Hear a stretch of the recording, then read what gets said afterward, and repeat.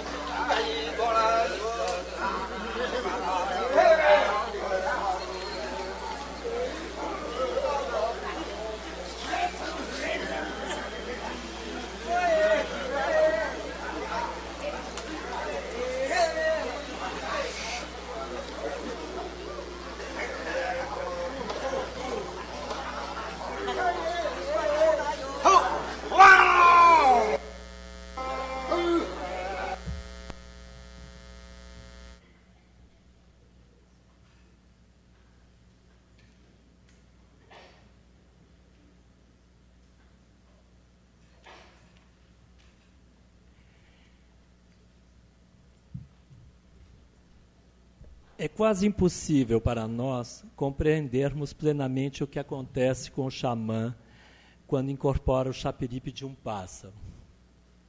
Nos iludimos a nós mesmos, fingindo que sabemos do que se trata, só porque entendemos intelectualmente o sentido das palavras que descrevem tecnicamente o processo de passagem do ser-imagem.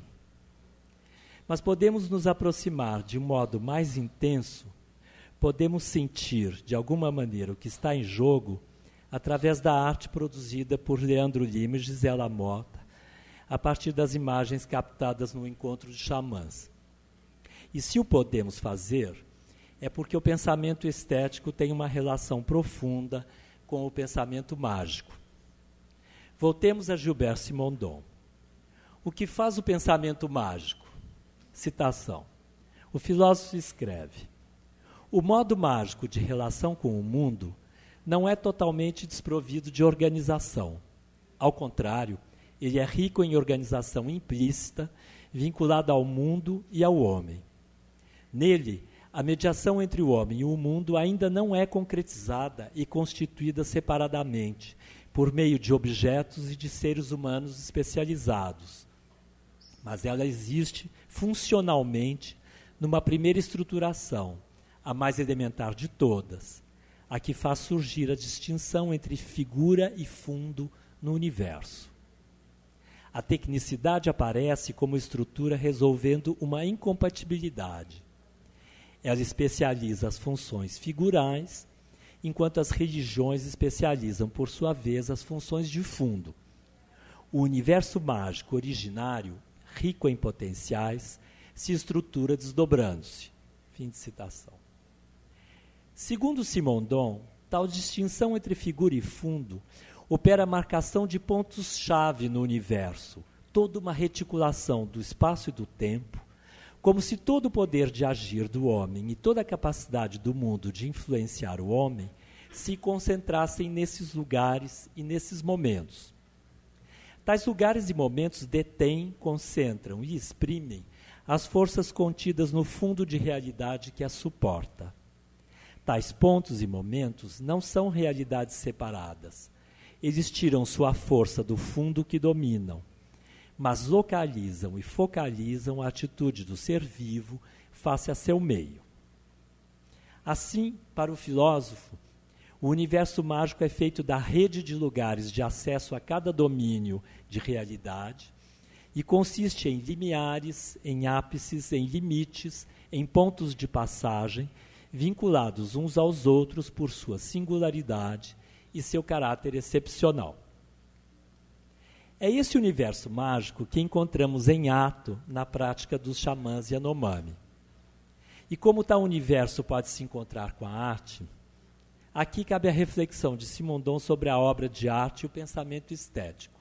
Diz ele, aspas, a obra de arte refaz um universo reticular, ao menos para a percepção. Mas a obra de arte não reconstrói efetivamente o universo mágico primitivo.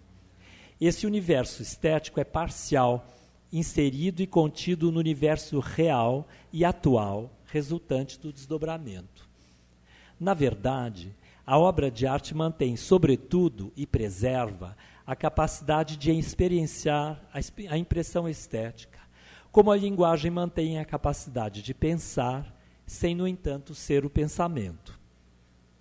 A impressão estética verdadeira pertence à realidade experienciada como realidade. A arte instituída, a arte artificial, ainda não é senão uma preparação e uma linguagem para descobrir a impressão estética verdadeira. A impressão estética verdadeira é tão real e tão profunda quanto o pensamento mágico. Ela resulta do encontro real entre as diferentes modalidades particulares, recompondo a unidade mágica em si mesma, devolvendo essa unidade após uma longa disjunção. Fim de citação. A arte é uma preparação e uma linguagem para a descoberta da impressão estética verdadeira. A impressão estética verdadeira é tão real e tão profunda quanto o pensamento mágico. Por que repetir, sublinhando os enunciados de Simondon? porque quero que percebam que eles nos permitem entender em que terreno, ou melhor, em que interface, em que intersecção, podemos, com nossas máquinas de produzir imagens, nos aproximarmos das técnicas xamânicas de produção de imagens. Mas, ao mesmo tempo, tentar fazer compreender que a arte é uma preparação e uma linguagem para a descoberta da impressão estética verdadeira. O que significa que a impressão estética verdadeira não se encontra no campo da arte, mas aquém e para além dela.